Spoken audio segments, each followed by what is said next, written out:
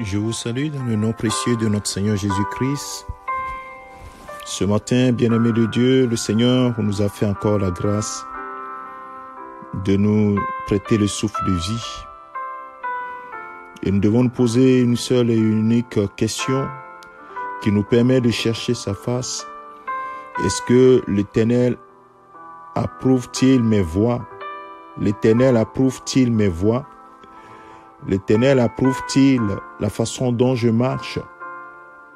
C'est une question que nous ne nous posons pas très souvent, peut-être devant certaines circonstances. Mais c'est une question que nous devons nous poser constamment. C'est ça qui nous permettra de chercher à marcher selon ses voies et non pas nos voies.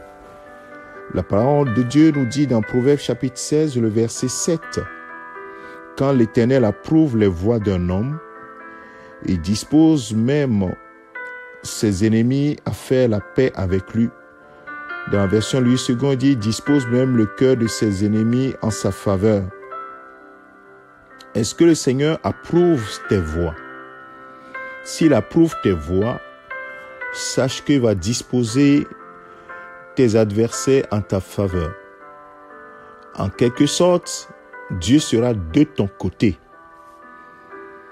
C'est le signe qu'il est de ton côté. C'est pour cela que le sage le dit, qu'il disposera ton ennemi en ta faveur.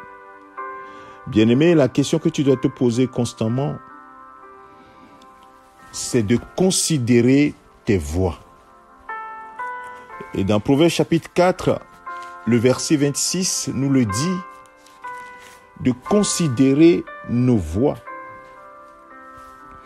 Et dans la version second 21, il dit, fais une route droite pour tes pieds et que toutes tes voies soient bien sûres, bien réglées. Ne dévie ni à droite ni à gauche et ne détourne plutôt ton pied du mal. Bien-aimés de Dieu, nous devons apprendre à marcher devant le Seigneur. 24 ans durant, Abraham a marché devant Dieu. Et dans Genèse chapitre 17, dans les premiers versets, Dieu appelle Abraham. Il dit, Abraham, Abraham, marche devant ma face et sois intègre. Ça veut dire tout. 24 ans, tu as marché. Mais moi, je te dis que nous devons aller plus loin. Marche devant ma face et sois intègre.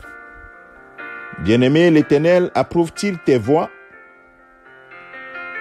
La Bible dit dans Proverbe 3, verset 6, « Reconnais-le dans toutes tes voies et il aplanira tes sentiers. » Mon frère, ma sœur, l'homme peut rater des choses. L'homme peut ne pas savoir des choses. Mais il n'y a rien qui est caché aux yeux de l'Éternel. Alors que la crainte de l'Éternel soit dans ton cœur et cherche toujours à faire sa volonté, à marcher comme la parole de Dieu l'exige. Le psalmiste dira dans le psaume 119, le verset 168, « Je respecte tes ordonnances ou bien tes décrets et tes instructions.